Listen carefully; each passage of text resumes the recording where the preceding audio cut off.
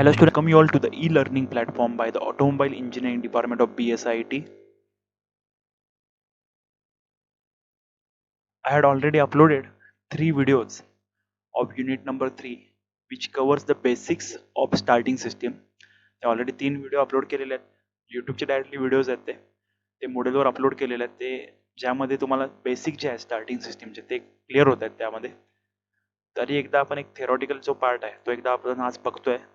त्यामध्ये लेआउट सिस्टीमचं कसं आहे, कॉम्पोनंट्स काय काय आहेत, त्याचं फंक्शन काय आहे. ठीक आहे. तर सगळ्यात महत्त्वाचा पहिला purpose of the starting system. The purpose of the starting system is to convert the chemical energy stored in the battery into the electrical energy. आणि स्टार्टरला जो सप्लाय येणार आहे, सगळ्यात मोठा सप्लाय जो बॅटरीचा लागत असेल, मेन सप्लाय तो लागतोय स्टार्टरला, कारण की एवढं हेवी इंजिन त्याला ड्राईव्ह करायचं आहे. तर chemical energy stored in the battery ही इलेक्ट्रिकल एनर्जीमध्ये कन्वर्ट होते आणि ती इलेक्ट्रिकल एनर्जी मेकॅनिकल वर्क करण्यासाठी वापरली जाते. म्हणजे इलेक्ट्रिकल एनर्जीचं कन्व्हर्जन मेकॅनिकल एनर्जीमध्ये कन्वर्ट केलं जाते स्टार्टरमध्ये. ठीक आहे. आणि अल्टरनेटरमध्ये उलट असतं की mechanical energy is use to charge the battery, electrical एनर्जीमध्ये त्याचं कन्व्हर्जन केलं जातं. तर हे दोन्हीचं व्हाईस वर्सा आहे. Into the mechanical energy in the starter motor. This mechanical energy is then transferred through the gears and drives from the starter motor to the engine flywheel. He mechanical energy ती starter motor मध्ये जाते, तिथून ते तुमच्या इंजिनचं जे flywheel आहे त्याला drive केलं जातं आणि जेणेकरून तुमचं इंजिन पूर्ण स्टार्ट होतं. After the transfer and conversion of all this energy the engine flywheel begins to rotate. ह्या सगळ्यानंतर इंजिन फ्लायव्हील तुमचं रोटेट व्हायला चालू होतं. The rotation must be sufficient speed to allow the engine to form the combustible air fuel mixture required for starting. A rotation जे आहे, rotation must be sufficient speed to allow the engine form the combustible air fuel mixture required for starting. म्हणजे rotation जसं जसं चालू होईल तसं जे तुमचं इनलेट आउटलेटची प्रोसेस सगळी चालू होते, एअर फ्युएल मिक्सचर आतमध्ये यायला चालू होणार. It must be maintained during initial combustion long enough until the engine can be sustain operation. हे सगळी प्रोसेस जी आहे ते इंजिन ऑपरेशन पर्यंत चालू राहिले पाहिजे. तर स्टार्टिंग सिस्टीमचे कॉम्पोनंट्स जर बघितले तर बॅटरी हा सिस्टीमचा कॉम्पोनंट आहे, स्टार्टर मोटरचा नाही. सिस्टीमचा कॉम्पोनंट आहे. इग्निशन स्विच सुद्धा स्टार्टिंग सिस्टीमचा कॉम्पोनंट आहे. आणि इग्निशन स्विच तुम्ही ऑन केला स्टार्टरसाठी, तुम्ही किल्ली फिरवलीच की तुमचं बॅटरीकडनं सप्लाय स्टार्टरकडे जातो आणि स्टार्टर फिरायला चालू होतं. स्टार्टर मोटर असेंब्ली आहे, EWS इलेक्ट्रोमॅग्नेटिक रिलेटेड आहे ते. त्यानंतर स्टार्टर सेफ्टी स्विच आहे, केबल्स अँड वायरिंग आहे. तर जर कॉम्पोनंट्स बघितले, बॅटरी आपण बघितलेलं आहे, बेसिक्स बॅटरीचे बघितलेले आहेत. बॅटरी 12 वोल्ट बॅटरी असते, त्याचं ते त्यामध्ये 6 सेल्स असतात. ठीक आहे. त्यानंतर इग्निशन स्विच, यामध्ये पण जास्त काही नाही. तुमची जी डायरेक्टली इग्निशन स्विच आहे, इग्निशन सिस्टीम आपला पुढचा पार्ट आहे, त्यामुळे तुम्हाला कळून जाईल. इग्निशन स्विच म्हणजे तुमची डायरेक्ट किल्ली जी बॅटरीचं सप्लाय चालू करते. ठीक आहे. त्यानंतर आहे स्टार्टर मोटर. आता हा मेन पार्ट आहे आपला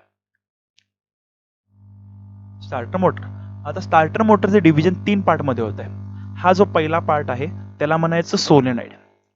आता इथे हे नंबरिंग पुढे वर खाली झालंय, पण इथे लक्ष द्या, हा जो पहिला वरचा पार्ट दिसतोय ह्याला म्हणायचं सोलेनॉइड. ठीक आहे. त्यानंतर इलेक्ट्रिकल स्टार्टर मोटर हा जो पार्ट येतोय हा इलेक्ट्रिकल स्टार्टर मोटर येतोय. आणि पिनियन एंगेजमेंट ड्राईव्ह जो हा 3 नंबरचा, 3 नंबर जो दिसतोय तर पिनियन एंगेज ड्राईव्ह, असं 3 पार्ट मध्ये डिवाइड होतंय. The starter motor assembly is a DC motor which uses the interaction of magnetic field to convert the electrical energy into the mechanical energy. म्हणजे ही जी आहे डीसी मोटर आहे, direct current, बॅटरीकडनं direct current ह्याला मिळतो, त्यामुळे डीसी मोटर आहे, लक्षात ठेवायचं. तरी डीसी मोटर आहे जी बॅटरीकडनं डायरेक्ट करंट घेते आणि त्यामध्ये काय केलं जातं, ते इलेक्ट्रिकल एनर्जीचं कन्व्हर्जन मेकॅनिकल एनर्जीमध्ये केलं जातं. ठीक आहे. या एवढ्या पार्टमध्ये इलेक्ट्रिकल एनर्जीचं कन्व्हर्जन मेकॅनिकल पार्टमध्ये केलं. मग त्यामध्ये हा सोलेनॉइड पण महत्वाचा आहे, हा स्टार्टर मोटर सुद्धा महत्वाचा आहे आणि पिनियन सुद्धा महत्वाचा आहे. आता स्टार्टर मोटरचं जर पार्ट्स बघितले, इलेक्ट्रिक स्टार्टर मोटर हा एवढा जर खालचा विचार केला तर जे पार्ट्स बघितले, तर आर्मेचर शाफ्ट हा जो येतोय हा आहे आर्मेचर शाफ्ट. त्यानंतर आहे आर्मेचर वाइंडिंग, जे इथे दिसतात हे आहेत आर्मेचर वाइंडिंग. त्यानंतर आर्मेचर स्टॅक, हे जे पट्ट्या दिसतात हे स्टॅम्पलिंग आहेत. हे छोटे छोटे पट्ट्या असतात, त्या पट्ट्या एकमेकांमध्ये अटॅच करून हे स्टॅम्पलिंग तयार होतात, आर्मेचर स्टॅक. त्यानंतर कम्प्युटेटर हा सुद्धा महत्त्वाचा कम्प्युटर आहे. कम्प्युटेटरवर जवळपास 30 स्लॉट असतात. हे जे स्लॉट दिसतात ना, हे जवळपास 30 स्लॉट आहेत आणि सगळे जे स्लॉट आहेत, हे जे वाइंडिंग्स आहेत ते ह्या स्लॉटला कनेक्ट येतात. हे जे वाइंडिंग दिसतात ना, ही वाइंडिंग थ्रू आउट आहे, पूर्ण वाइंडिंग असतात. इथं आहे वेगळं आहे, इथं वेगळं असं नाही. या वाइंडिंग ज्या आहेत ह्या पूर्ण ह्या कम्प्युटरला तुमच्या कनेक्ट असतात, त्याचे अटॅचमेंट असते. पोल शूज इथं जे दिसतंय यामध्ये असतात पोल शूज, त्यानंतर फील्ड कॉईल हे जे दिसत आहेत 4 कॉइल्स येतात तुमच्या फील्ड कॉइल्स. त्यानंतर आहे कार्बन ब्रशेस, ह्यामध्ये जे 7 नंबर दिसतात कार्बन ब्रशेस हा सुद्धा महत्वाचा आहे. हे कार्बन ब्रशेस जे आहेत हे कम्युटेटरवर कंटिन्युअसली ते एंगेज असतात, अटॅच असतात, जे मॅक्सिमम करंट कॅरी करतात. कार्बन जे ब्रश आहेत ते जनरली कार्बन किंवा कॉपरचे बनलेले असतात आणि हे जे आहे हे ब्रश होल्डर आहे. ठीक आहे, हे आपले रेग्युलर पार्ट्स आहेत. आता आर्मेचर कसा बनलेला असेल, जसं मी सांगितलं आर्मेचर लॅमिनेशन, असे जे लॅमिनेशन्स आहेत हे बनवून हे आर्मेचर कोअर बनलं जातं. हे मोठा एक शाफ्ट आहे, इथं वाइंडिंग्स आहे, त्यानंतर हे सुद्धा वाइंडिंग आहे आणि इथं कम्युटेटर आहे. हा जो इथं दिसतोय हा कम्युटेटर आहे, हा एरो थोडा चुकलाय, इथं कम्युटेटर आहे. The armature assembly is comprise of armature shaft, हा जो आर्मेचर शाफ्ट, आर्मेचर वाइंडिंग, हे armature winding, armature stack and commutator, हे जे झालं ते आणि कम्युटेटर. ठीक आहे, इथं पण आपण बघितलं हे जे झालं ते आर्मेचर स्टॅक, तेच हे आर्मेचर स्टॅक आणि commutator. The thin iron stampings are laminated together to form the stack, हे जे स्टॅम्पलिंग दिसतात लॅमिनेशन हे एकत्र जॉईन केले जातात to form the stack or the core, त्याला कोर सुद्धा म्हटलं जातं. The slot on the outside of the lamination holds the armature winding, हे जे दिसतंय हे आर्मेचर वाइंडिंग्स आहेत दोन्ही साईडला. The windings loops around the core and are connected to the commutator, हे जे वाइंडिंग्स आहेत हे ह्या कम्युटेटरला कनेक्टेड आहेत सगळे. Each commutator segment is insulated from the adjacent segment, हे जे एकमेकांचे सेगमेंट्स आहेत ते एकमेकांना इन्सुलेट केलेले आहेत. The commutator may have up to 30 segments, हे कम्युटेटरवर 30 सेगमेंट्स असू शकतात. A steel shaft is insert in the centre hole of the lamination with the commutator insulated from the shaft, म्हणजे एक रॉड इन्सर्ट केलेला आहे सेंटरला. ठीक आहे, हे झालं आर्मेचर. त्यानंतर फील्ड कॉइल्स, त्यामध्ये इलेक्ट्रोमॅग्नेट आहे, परमनंट मॅग्नेट्स आहेत, ते आपण व्हिडिओमध्ये बघून घेऊ. ब्रशेस, ब्रशेस हा सुद्धा महत्वाचा पार्ट आहे. Brushes are electrically conductive sliding contacts, sliding contacts का, कारण कम्युटेटर फिरत असतोय, ब्रशेस फिरत नाही, कम्युटेटर तिथं फिरत असतोय. Usually made of copper and carbon, जसं मी सांगितलं की कॉपरचे किंवा कार्बनचे बनवलेले असतात. The brushes makes contact with the commutator and as the starter begins to rotate the brushes reverse the flow of current to the armature. जसं जसं सांगितलं की कॉन्टॅक्ट जे आहेत कंटिन्युअस कॉन्टॅक्ट कम्युटेटरवर असतात, टच झालेले असतात. जसं स्टार्टर रोटेट व्हायला चालू करतोय ब्रशेस काय करतात, करंटचा जो फ्लो आहे तो रिव्हर्स करतात to the armature. The starter brushes carries the full flow of current through the motor, जर सगळा मेजर करंट आहे त्या ब्रश थ्रू पास होतोय. त्या ब्रश हा महत्वाचा पार्ट आहे आणि त्याचं मटेरियल कॉपर किंवा ब्रश आहे, कार्बन आहे. सोलेनॉइड सुद्धा महत्वाचा आहे. सोलेनॉइडचं फंक्शन काय आहे की हाच सोलेनॉइड आहे, इथे तुमचा पिनियन असतंय, हा जो आहे ह्या पिनियनला पुढं ढकलणे मागे ढकलण्याचं काम हा सोलेनॉइड करतोय. या पिनियनला पुढे ढकलण्याचं काम आणि मागे घेण्याचं काम हे सोलेनॉइड करतोय. ते कशासाठी ते व्हिडिओमध्ये आपल्याला बघून जाईल. ठीक आहे, तर आपण बेसिक एक व्हिडिओ बघू पहिला.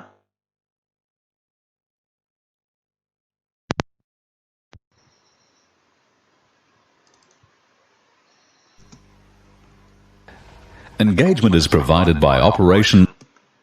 आता इथं बघा, हे जी एरिया आहे हा म्हणजे तुमचा इलेक्ट्रिक मोटर आहे. ठीक आहे, हा जो आहे हा सोलेनॉइड आहे आणि इथं जे आहे एंगेजमेंट ड्राईव्ह आहे, हा जो पिनियन. आता मी पार्ट सांगतो, तर हा आहे सोलेनॉइड, हा जो पूर्ण पार्ट आहे सोलेनॉइड असेंब्ली आहे. बॅटरीचं पॉझिटिव्हचं कनेक्शन डायरेक्टली त्या सोलेनॉइडला येतं आणि सोलेनॉइड मधनं हे पुढं तुमच्या ब्रशमध्ये जातं, ब्रशमधनं कम्युटेटरमध्ये जातं आणि ते पुढं ड्राईव्ह व्हायला सुरुवात होतं. ठीक आहे, हा फ्लेमिंग्स लेफ्ट हँड रूल जो आहे त्या प्रिन्सिपलनुसार हे स्टार्टर मोटर जे आहे ते वर्क होतं. ठीक आहे, तर बॅटरीकडनं सप्लाय आला, हा तुमचा सोलेनॉइड आहे, इथं वाइंडिंग्स आहेत, हे इलेक्ट्रोमॅग्नेटिक फील्ड डेव्हलप करतं, त्यामुळे हा मॅग्नेट मागे येतो. मागे आल्यानंतर काय होणार आहे, हा रॉड आहे, हा रॉड काय करतोय, ह्या कम्युटेटरला किंवा पिनियनला, हे जे इथं आहे हे पिनियन आहे आणि हा आहे तो फ्लायव्हील आहे, या पिनियनला पुढं मागं करायचं काम. म्हणजे जेव्हा स्टार्टर गाडी चालू करायच्या वेळी तुमचा हा पिनियन हे फिरतोय, स्टार्टर मोटर फिरायला म्हणजे हा पिनियन फिरायला लागला. पिनियन जेव्हा फ्लायव्हील बरोबर एंगेज होईल तेव्हाच तुमचं इंजिन रोटेट होणार आहे. तर पिनियनला पुढे ढकलण्याचं काम हा सोलेनॉइड करतोय. हा जो इथं पिवोट आहे हा जसा मागे जाईल तसा हा रॉड काय होणार, पुढे ढकलणार आहे ह्या पिनियनला. पिनियन ह्या फ्लायव्हील बरोबर एंगेज होतोय आणि फ्लायव्हील फिरायला लागते. फ्लायव्हील जसं जसं फिरेल त्यानंतर जर ते कंटिन्युअसली दोन्ही एकमेकांच्या मध्ये मेश राहिले, कारण फ्लायव्हील जसं इंजिनचं स्पीड वाढेल फ्लायव्हीलचं स्पीड वाढणार आहे आणि तेवढं हे पिनियन ओव्हरकम करू शकत नाही. तसंच तुम्ही जेव्हा स्टार्टर कंटिन्युअस धरत नाही, बरोबर आहे, स्टार्टर तुम्ही परत सोडताय.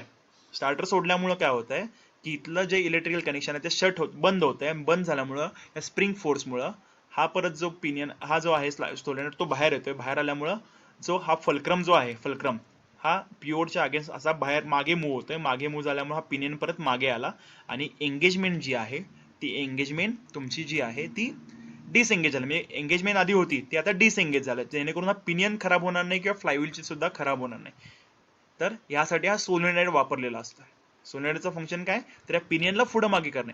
परत तुम्ही इमॅजिन करा, गाडी जर चालू असताना जरी तुम्ही स्टार्टर चुकून मारला तर घर्र करून आवाज येतोय, फ्रिक्शनचा आवाज येतो. तो का, जसं परत तुम्ही स्टार्टर माराल तसं ह्याची परत ऑपरेशन होतं. हा परत मागे येतो, फलक्रम पुढे ढकलला जातो, हा पिनियन परत ह्याच्याबरोबर कॉन्टॅक्ट मध्ये येतोय आणि तेव्हा प्रॉपर कॉन्टॅक्ट होत नाही, कारण की हा ऑलरेडी फिरत असतोय आणि ह्याचं स्पीड मॅच होत नाही. त्यामुळे तो घर्र करून जो आवाज होतोय, व्हायब्रेशन किंवा फ्रिक्शनचा आवाज येतोय, तो त्यामुळे होतोय. त्यामुळे एकदा जर स्टार्टर मारला की परत गाडी चालू असताना तुम्ही मारायचं नाही, कारण की हे त्यामध्ये हे लॉस होऊ शकतात. तर व्हिडिओ बघा. Of the ignition switch in the start position, which activates a starter-mounted solenoid. ठीक आहे, जसं इग्निशन की ऑन केली, ऑन केल्यानंतर हे स्टार्टर मोटरचं सोलेनॉइड जे आहे ते एनर्जाइज झालं, whose plunger is engaged with the hooked end of a pinion. त्याचबरोबर एनर्जाइज झाल्यामुळे हे जे प्लंजर आहे ते मागे आलं. मागे आल्यामुळे हा तुमचा फलक्रम पुढे ढकलला गेला. दिसतोय इथं, हा पुढे आला, आता एंगेज झाला. मगाशी एंगेज नव्हता, बघा आता हा पुढे आला, एंगेज झाला. अशी मुवमेंट त्याची होत राहते. ठीक आहे, जसं तुम्ही की ऑन करताय, की ऑन केल्यानंतर ह्याची त्यानुसार मुवमेंट होत राहणार आहे. Pinion shift lever and operating fork. Solenoid operation moves the operating fork. आता स्टार्टर मोटर कधी फिरणार आहे, जेव्हा इथं बघा हे कनेक्शन जे आहे, बॅटरी कनेक्शन इथं आलंय, इथून कनेक्शन या ब्रश मध्ये जोपर्यंत जात नाही तोपर्यंत स्टार्टर मोटर फिरत नाहीये. इथून जोपर्यंत ब्रश मध्ये येत नाही, ते ब्रश मध्ये कधी होणार, जेव्हा सोलेनॉइड मागे जाणार आहे, हे कनेक्शन कम्प्लीट होणार आहे. हे कनेक्शन जेव्हा कम्प्लीट होईल, कम्प्लीट झाल्यानंतर इथून जो करंट आहे तो ब्रश मध्ये जातोय आणि जसं मी सांगितलं फ्लेमिंग्स लेफ्ट हँड रूल, त्यामध्ये मॅग्नेटिक फील्ड मध्ये मॅग्नेट जे आहे तिथं 4 मॅग्नेट्स असतात, परमनंट मॅग्नेट, त्यामध्ये पाठवला जातो. आणि नॉर्थ पोल साऊथ पोल हे जे तुम्ही बेसिक इलेक्ट्रिकल जे शिकलाय त्यामध्ये बघितलं असेल, बेसिक इलेक्ट्रिकल मध्ये की नॉर्थ पोल साऊथ पोल असतात, त्यामध्ये मॅग्नेट आले ते रोटेट वगैरे व्हायला लागतं. त्या फंक्शन नुसार, त्या प्रिन्सिपलवर हा स्टार्टर जे आर्मेचर आहे ते फिरायला लागतं. Starter-mounted solenoid, whose plunger is engaged with the hooked end of a pinion shift lever and operating fork. Solenoid operation. बघा इथं जेव्हा कनेक्शन पूर्ण झालं, हा आर्मेचर फिरायला लागला, कारण करंट तुमचा जो आहे तो यामध्ये आलेला आहे. तुमचं सिस्टीम जे आहे किंवा ती कनेक्शन जे आहे, सर्किट जे आहे ते कम्प्लीट झालं आणि पिनियन फिरायला लागला, त्यामुळे फ्लायव्हील सुद्धा तुमचा फिरायला लागला. Moves the operating fork, causing the pinion to engage with the ring gear and also causes the plunger contacts to bridge the main starter terminals. The fork locates in a guide ring on a pinion driver, which is coupled to the pinion via a roller-type overrunning clutch. यामध्ये overrunning clutch आहे, आपला पुढचा part आहे overrunning clutch, तो ह्यामध्ये समजून घ्यायचा आहे. Designed to transmit drive in one direction. Overrunning क्लचचं फंक्शन काय आहे, ड्राईव्ह जो आहे तो एका साइड मध्ये ट्रान्समिट करायचा, उलट्या साइड मध्ये ट्रान्समिट करायचा नाही. म्हणजे एका साइडला जसं पिनियन फिरायला लागतोय त्या साइड मध्ये ड्राईव्ह ट्रान्समिट करायचा, उलट्या साइडने पिनियन फिरता कामा नये. हे फंक्शन जे आहे ते ओव्हररनिंग क्लच कम्प्लीट करते. Direction only. The pinion driver is mounted on a helix machined on the armature shaft to form a very coarse thread. हे हेलिक्स आहे आणि हा आहे तो पिनियन आहे. हा एवढासा छोटासा पिनियन आहे, ह्याचं मटेरियल एवढं हार्ड असतं की तो तेवढ्या मोठ्या फ्लायव्हीलला, एवढ्या मोठ्या हेवी इंजिनला एवढासा पिनियन तुमचा फिरवतो. विचार करा की ह्याचं मटेरियल किती स्ट्रॉंग असेल. This allows the pinion driver to rotate slightly when it is moved towards the ring gear, and this feature, together with a chamfer on the leading edge of the ring gear and pinion teeth, is designed to assist meshing and easy engagement. However, if the pinion teeth butt against the ring gear teeth and engagement is prevented, the guide ring continues its axial movement by sliding over the sleeve of the driver and compressing a meshing spring until the plunger contacts bridge the main terminals and the armature begins to turn. Slight armature rotation and the force from the meshing spring allows the pinion teeth to drop into mesh with the ring gear, assisted by the screw action of the helix. The helix forces the pinion further into the ring gear until the pinion contacts a stop ring on the armature shaft. This prevents further axial movement and the ती जी stop ring आहे ती कशासाठी आहे तर पिनियनची further पुढे movement होऊ नये तिथंच थांबावं ती त्यासाठी स्टॉप रिंग आहे driver and pinion now lock to the shaft via the helix and overrunning clutch and transfer the armature rotation to the flywheel. The pinion has only बघा विचार करा पिनियनला फक्त 8 टीथ आहेत आणि फ्लायव्हीलला बघा किती असतील याचा जवळपास रेशो जो आहे 14:1 आहे एवढं छोटं पिनियन एवढा हेवी फ्लायव्हील आणि एवढ्या हेवी इंजिनला ड्राईव्ह करतं म्हणजे किती पॉवर स्टार्टर मोटर डेव्हलप करत असेल आणि बॅटरीची त्यामुळे मेन पॉवर जो आहे डीसी सप्लाय बॅटरीचा तो डायरेक्टली तुमच्या स्टार्टरला जातो a small number of teeth compared to the ring gear, and this means the armature will rotate several times for each revolution of the flywheel. The gear reduction also multiplies the torque from म्हणजे जर continuous pinion जर तुम्ही engage ठेवला तर जो pinion आहे किंवा जो आर्मेचर आहे तो ह्या एक रोटेशन तुमच्या फ्लायव्हीलचं होईल तोपर्यंत हाच किती वेळा रोटेट होईल विचार करा the starter motor. As soon as the engine starts, आता हे व्यवस्थित बघा several times for each revolution of the flywheel. The gear reduction also multiplies the torque from the starter motor.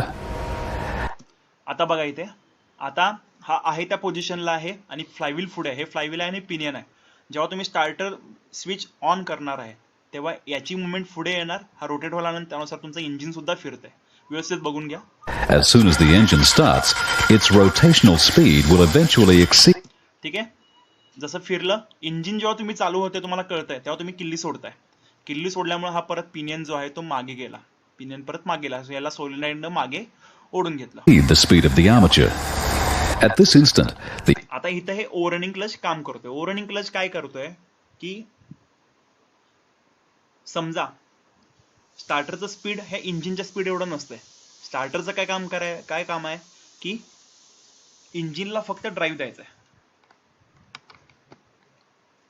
Starter इंजिनला फक्त ड्राईव्ह द्यायचं आहे एकदा इंजिनला ड्राईव्ह दिलं की इंजिनचं स्पीड खूप वाढणार आहे स्टार्टर मोटरपेक्षा इंजिनचं स्पीड भरपूर वाढणार आहे आणि जर तो पिनियन तसाच जर एंगेज असेल तो जो पिनियन आहे तो तसाच एंगेज असेल तर तेवढ्या स्पीडनं तुमचा जर आर्मेचर फिरायला लागला तर आर्मेचर फिरल्यामुळं आर्मेचर तुमचा डॅमेज होऊ शकतो एवढ्या स्पीडनं आर्मेचर फिरून चालणार नाहीये तर त्यामुळं हा ओव्हररनिंग क्लच तिथं वापरला जातो हा ओव्हररनिंग क्लच काय करतोय जेव्हा स्पीड वाढणार आहे इंजिनचं स्पीड जसं वाढेल तसं पिनियनचं स्पीड वाढणार आहे मग पिनियनचं स्पीड वाढल्यानंतर एका ठराविक स्पीड नंतर हा ओव्हररनिंग क्लच ऍक्टिव्हेट होतोय आणि मुवमेंट जी आहे जसं तुमच्या ह्याच्यामध्ये आपलं ऑटोमॅटिक ट्रान्समिशन मध्ये जसं वापर असतं त्यानुसार काय होतं यामध्ये की जसं ह्याचं स्पीड वाढेल पिनियनचं स्पीड वाढेल पिनियनची स्पीड वाढल्यामुळे हा ओव्हररनिंग क्लच ऍक्टिव्हेट होतोय आणि हा जो पिनियन आहे तो फ्री फिरतोय त्याचा ड्राईव्ह जो आर्मेचरला ट्रान्सफर होत नाही आर्मेचर आणि इन शॉर्ट बेरिंग सारखं वर्क होतं बेरिंग मध्ये कसं की वरचा पार्ट आणि खालचा पार्ट आतला जो पार्ट आहे त्याची मुवमेंट म्हणजे समजा वरचा फिरायला लागला तर आतल्याची मुवमेंट जी आहे ती मिळेल असंच नाहीये बेरिंग मध्ये जसं फंक्शन होतं तसंच ह्यामध्ये ओव्हररनिंग क्लच मध्ये फंक्शन होत आहे की जसं पिनियनचं स्पीड वाढेल पिनियनचं स्पीड वाढल्यामुळे आर्मेचरचं सुद्धा स्पीड वाढणार आणि त्यामुळे आर्मेचर खराब होऊ शकते त्यामुळे ओव्हररनिंग क्लच काय करतोय दोन्हीला डिसएंगेज करतोय दोन्ही मधलं जे जॉईंट होता ते डिसएंगेज करतोय in terms of overrunning clutch जेणेकरून पिनियन फक्त फिरायला लागतोय तेवढ्या स्पीडनं आणि आर्मेचर आहे तो तेवढ्या स्पीडनं फिरत नाही तो त्याच्या आहे त्या स्पीडनं फिरून पुढे थांबणार आहे तर हे फंक्शन असते overrunning क्लचचं The overrunning clutch breaks the connection between the pinion and the armature shaft and prevents overspeeding and damage of the armature. ठीक आहे ओव्हररनिंग क्लच काय करतोय जसं जसं हा पिनियन जास्त मोठ्यानं फिरायला जेवढ्या फ्लायव्हीलचं स्पीड आहे तेवढ्या पिनियनचं स्पीड असणार आहे त्यामुळे जर तेवढ्या स्पीडनं आर्मेचर फिरायला तर आर्मेचर डॅमेज होऊ शकतात म्हणून इथं ओव्हररनिंग क्लच आहे हा जो दिसतो इथं ओव्हररनिंग क्लच आहे ओव्हररनिंग क्लच काय करतोय की या मुवमेंटला याच्याला आणि याला डिसएंगेज करतोय डिसएंगेज केल्यामुळं पिनियन वेगळा फिरतोय आणि आर्मेचर वेगळा फिरतोय त्यामुळे आर्मेचरचं स्पीड पिनियन एवढ्याच्या स्पीड एवढं वाढत नाही त्यामुळे तो डॅमेज होणार नाहीये तर हे झालं function overrunning क्लचचं The pinion remains meshed as long as the engaging lever is held in the engaged position. Releasing the starter switch allows the solenoid plunger return spring to return the engaging lever, driver, and pinion to their original position.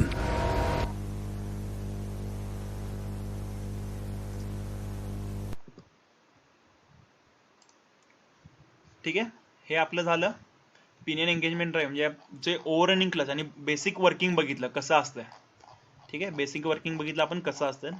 हे overrunning clutch अशा टाईपमध्ये होतोय. All the starter designs the rotary motion is transmitted via the overrunning clutch. Overrunning clutch थ्रूच ती transmit केली जाते. The overrunning clutch allows the pinion to be driven by armature shaft. However, it breaks the connection between the pinion and the armature. Overrunning clutch काय करतोय, pinion आणि armature मधलं connection आहे ते डिस्कनेक्ट करते, ब्रेक करते. Shaft as soon as the accelerating engine spins pinion faster than the starter. जसं pinion जे आहे ते फास्ट मूव्ह व्हायला लागतंय आर्मेचर पेक्षा किंवा स्टार्टर मोटर पेक्षा, तसं ते ब्रेक करते, कनेक्शन ब्रेक करते. त्यामुळे तुमचा आर्मेचर डॅमेज व्हायचा वाचतोय. Overrunning clutch is located between the starter motor and the pinion. हा जो आहे तो पिनियन आणि स्टार्टर जे आर्मेचर जो आहे त्याच्यामध्ये बसवलेला असतोय. Prevents the starter motor armature from being accelerated to an excessive speed when engine start. जे इंजिन स्टार्ट झाल्यानंतर एक्सेस स्पीड न जे फिरणार आहे ते अवॉइड करते. ठीक आहे. हे इथं पार्ट्स दिलेले आहेत. हे जसं मग सांगितलं, हे स्टार्टर मोटर आहे, वेगवेगळे पार्ट दिलेले आहेत. हे तुमचं कनेक्शन आहे, पिनियन आहे. हा 12 नंबर म्हणजे एंगेजमेंट लिव्हर आहे. 13 नंबर म्हणजे तुमचं पिनियन एंगेज ड्राईव्ह आहे. हे नोट्समध्ये तुम्ही बघून घ्या. 11 नंबर म्हणजे प्लॅनेटरी गिअर आहे, तुमचा स्ट्रॅक आर्मेचर वगैरे आहे. ठीक आहे. हे मेन कनेक्शन आहे. 4 नंबर म्हणजे मेन कनेक्शन आहे, बॅटरीकडे येणारे कनेक्शन आहे. ठीक आहे. बॅटरीकडे येणारं कनेक्शन इथं आहे. इथून कनेक्शन इथं जे दिसतंय, जसं हा मागे येईल हे कनेक्शन कम्प्लीट होणार. हे जे दिसतं हे कनेक्शन कम्प्लीट होणार आणि इथून सप्लाय ह्या थ्रू तुमच्या इकडे येतोय. ठीक आहे. याच्या थ्रू इथं ब्रशमध्ये येतोय, ब्रशमधनं तुमच्या कम्प्युटरमध्ये जातोय. इथं कम्प्युटर आणि ब्रश ह्या साईडला आहे तिथं.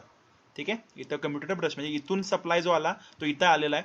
इथून इथं जाण्यासाठी हे सर्किट जे आहे ते मागे यायला पाहिजे. हा सोलेनॉइड जेव्हा ऑपरेट होईल हा कनेक्शन मागे येईल. कनेक्शन मागे झालं, हे सर्किट कम्प्लीट झालं. इथून जो करंट आहे तो ट्रान्सफर झाला आहे ब्रशमध्ये, ब्रशमधून कम्प्युटरमध्ये या वाइंडिंग्समध्ये आणि आर्मेचर फिरायला लागतोय.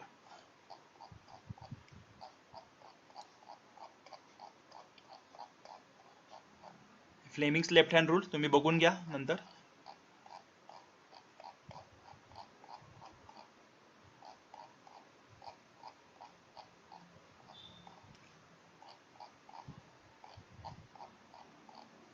त्यानंतर पुढचा पार्ट आहे बेंडिक्स ड्राईव्ह.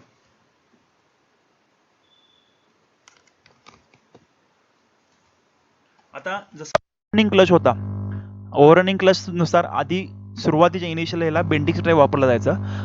तर बेंडिक्स ड्राईव्हलाच इनर्शिया ड्राईव्ह म्हणतात. त्यामध्ये सोलेनॉइड येत नाही. हा असा बेंडिक्स ड्राईव्ह असतोय, त्यामध्ये सोलेनॉइड वेगळा येत नाही. हा कम्प्युटर आहे, ब्रश आहेत, वाइंडिंग्स आहेत इथं. त्यानंतर हे आर्मेचर आहे, टर्मिनल्स आहेत, हे कॉईल स्प्रिंग आहे, कॉईल स्प्रिंग नंतर पिनियन आहे आणि हे महत्वाचे ह्याचे परत हा जो तुमचा स्टॉप आहे इथून पुढे तुमचा हा पिनियन मूव्ह होणार नाही आणि इथं तुमचा फ्लायव्हील असणार आहे. इथं तुमचा फ्लायव्हील अटॅच असणार आहे आणि ड्राईव्ह एंड शील्ड. इथून तुमचा पिनियन पुढे जाऊ नये म्हणून ही स्टॉप रिंग आहे. इथे जी आहे ती स्टॉप रिंग आहे आणि कॉईल स्प्रिंग कशासाठी आहे. आता ह्यामध्ये वर्किंग कसं होतं, ह्याच्यामध्ये सोलेनॉइड नाही आहे.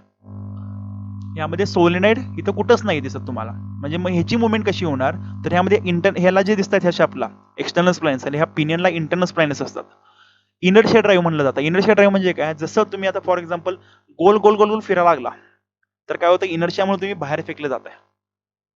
इनर्शियामुळे बाहेर फेकलं जात आहे, बरोबर आहे ना.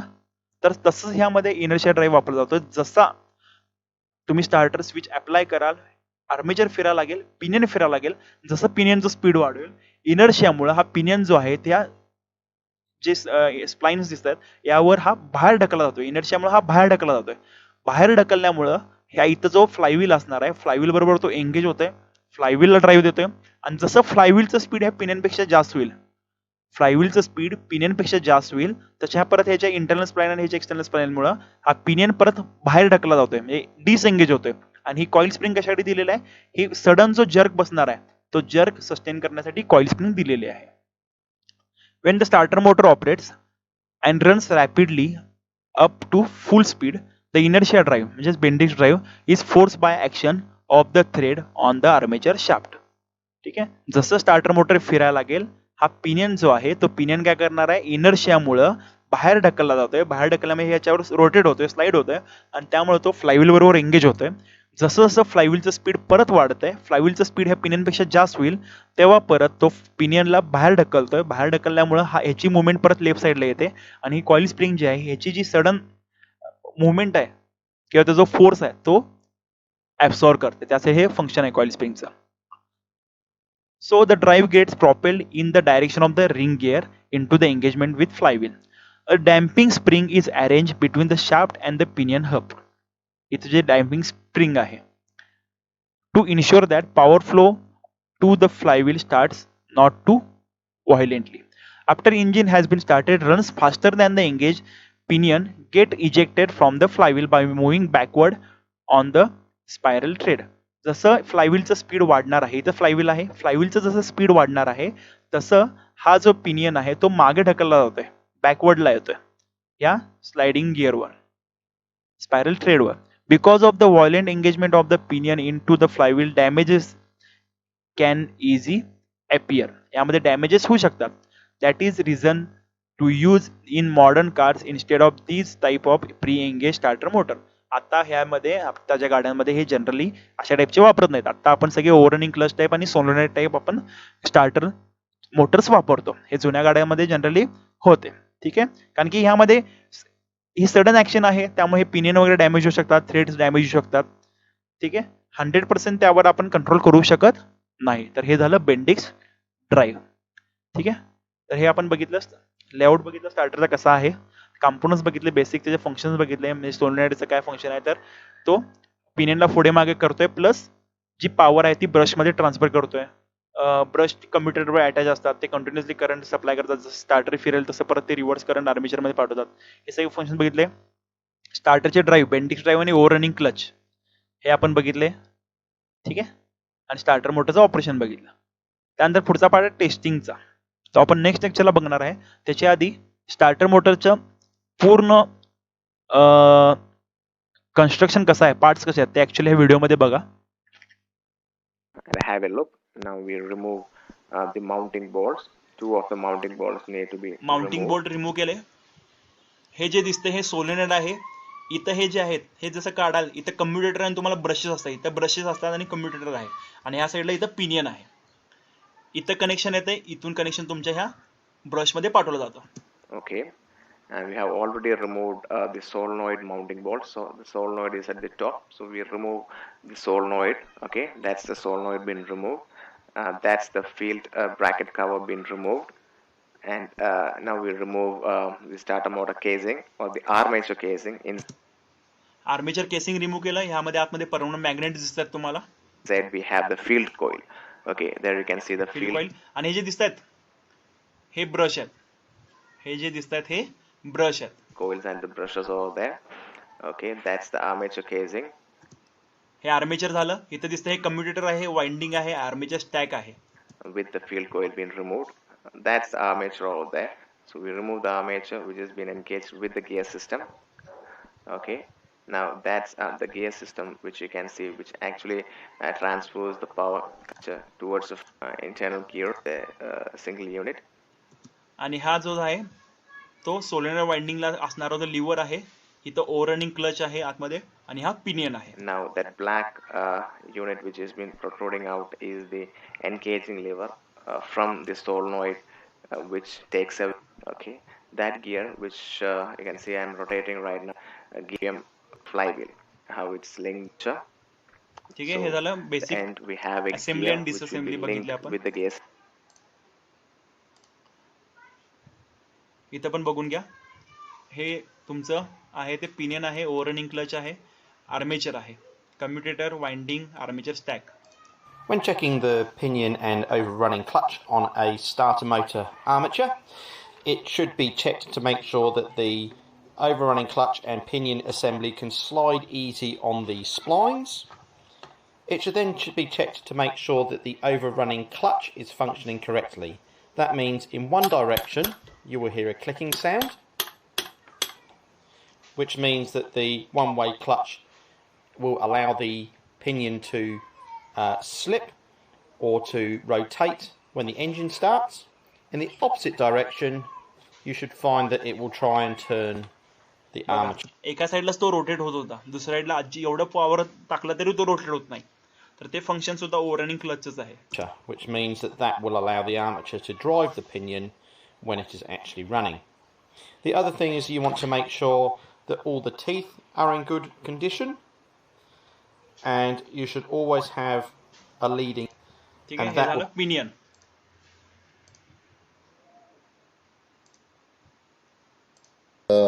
solenoid power comes in from the neutral safety switch. Okay. Here is the yoke that we were talking about. So there is, you can see the yoke moving back and जशी yoke movement मगाशी बघितली की apply केल्यानंतर ही movement वर खाली होत होती आत बाहेर, ती योक मुवमेंट आहे आणि ही लिव्हर आहे. forth. That yoke, what happens is these two right here, they go against the drive right here.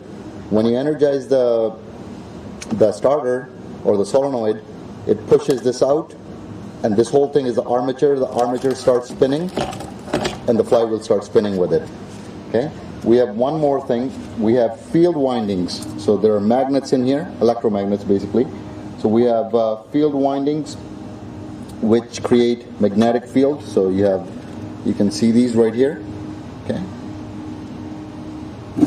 Sorry, there is one more thing that I forgot to mention, which is really important. The brushes.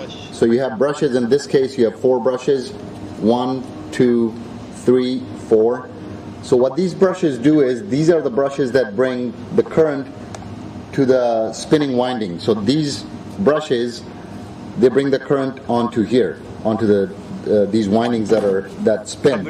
Okay, so they sit, all 4 of them. Some cars will have 2. In this case, we have 4. So they sit right here. I'll try to put it together just to show you each part. So these both starters are actually exactly the same. They're same starters from Chevys. Okay, so ठीक आहे, हे basic झालं. तर next लेक्चरला आपण testing जे आहे starter मोटरचं सिस्टीमचं, quick start testing, current draw test, insulator circuit test, ground test, no crank test, no speed, free speed test, हे आपण बघणार आहे. तर आजच्या लेक्चरचं आपण यासाठी इथंच थांबतोय. थँक्यू.